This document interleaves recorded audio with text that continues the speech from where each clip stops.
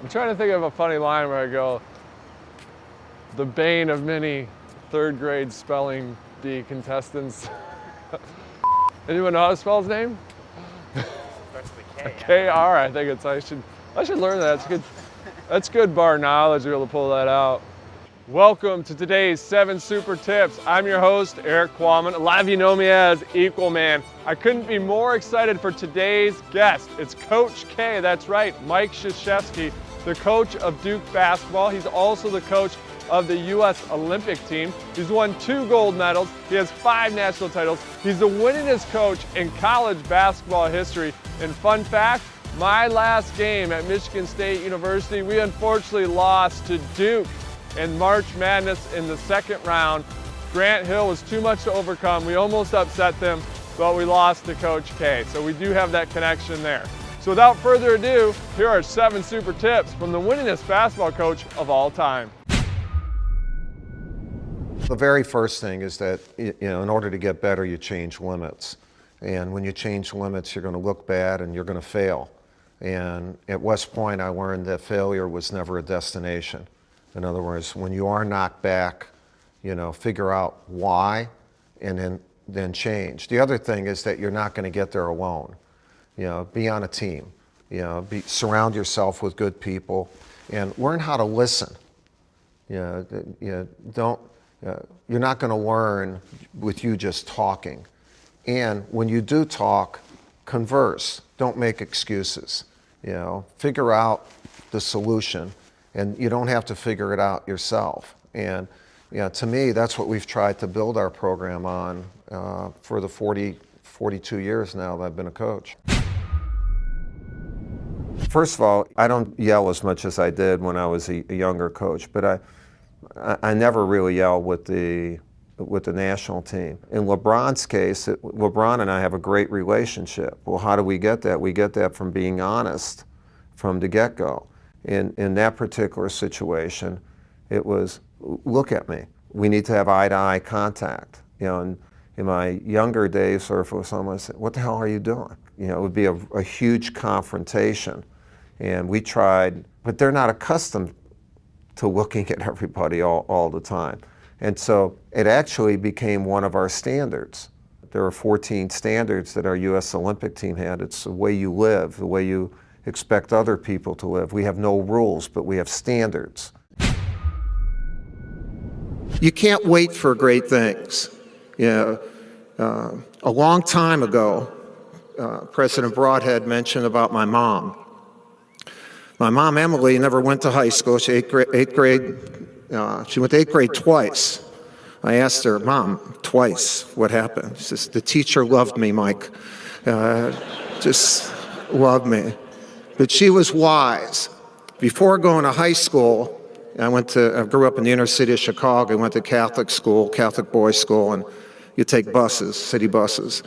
The night before I'm going to high school, starting high school, my mom sits me down. I'm like a wise punk, 14-year-old kid who knows everything.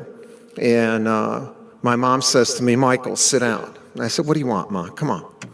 And I got to go with my guys. And she says, tomorrow, I want to make sure you get on the right bus.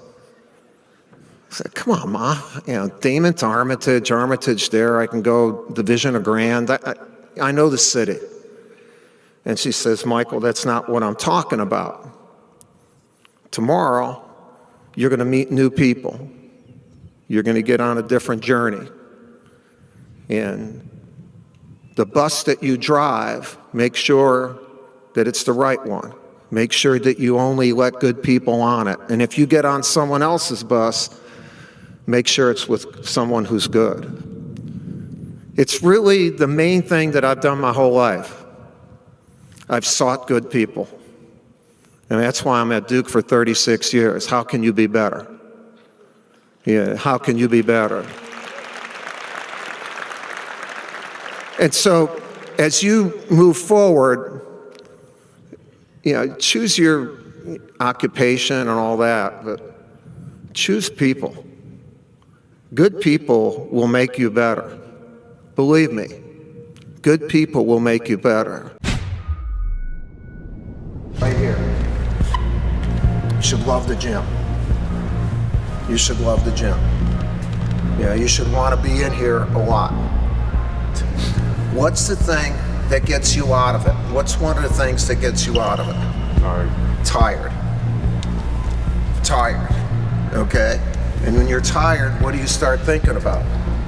I'm tired. You. I'm tired.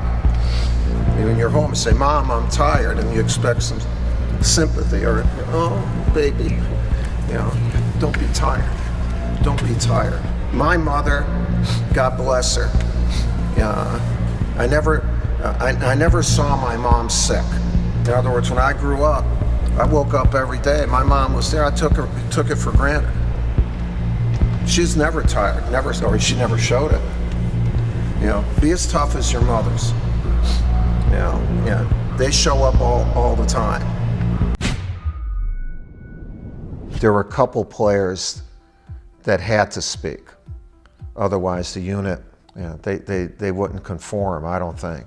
Two of the four guys I met with were LeBron James and Kobe Bryant, individually. And Jason Kidd, who is the oldest and would get it, and Dwayne Wade, who is a great player, but he gets it too. And the reason for that is that the other players are going to want to hear what Kobe, all right, if he's in, you know, what do you have to say?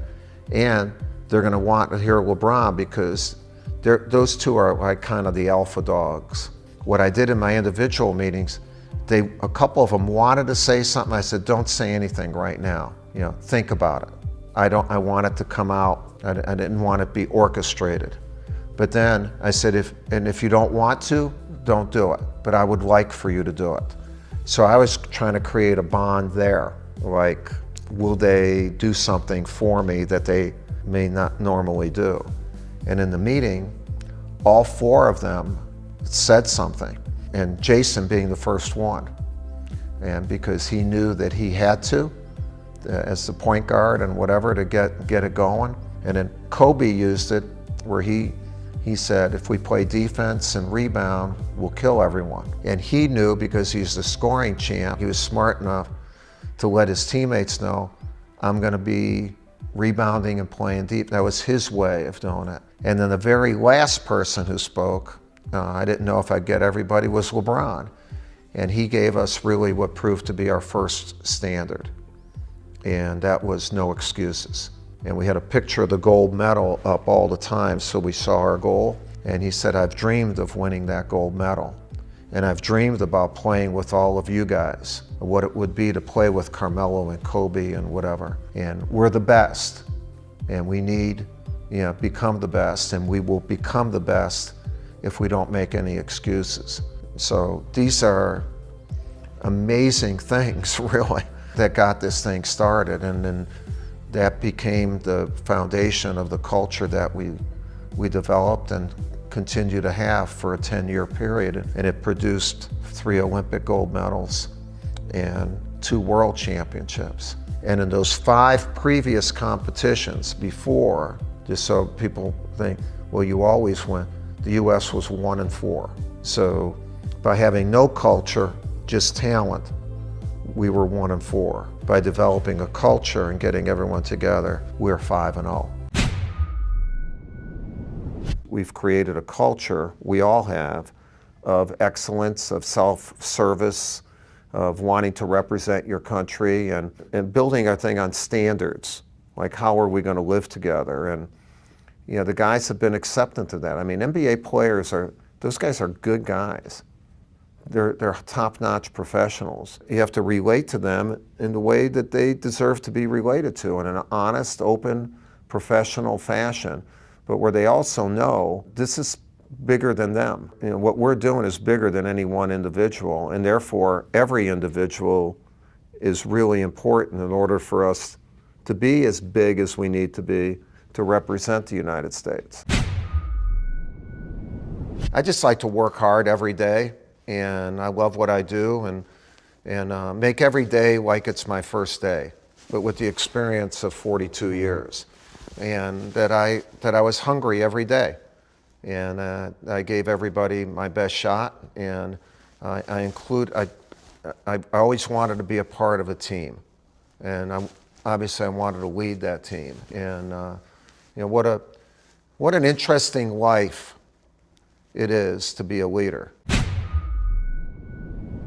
That's it for today's 7 super tips from Coach K, the winningest basketball coach of all time. He also has the most impossible last name to spell. Go ahead and try that. But my hope is that his tips were simple to digest and they help unlock and unleash your inner superpower, because that's what this show is all about. We're trying to grab the top thought leaders, the top thinkers, the top coaches, the top athletes, the best in the world, and try to distill down what makes them tick so that we can give it to you and hopefully unlock that superpower within you. So hit that subscribe button below, and remember, until next time, it's not what we take from the world, it's what we leave behind. Thank you for joining us for today's 7 super tips from Coach Mike Krzyzewski. I don't understand the concept of digital leadership. It's like walking backwards. You don't know where you're going. But my hope is that his tips were simple God. I've had worse ideas.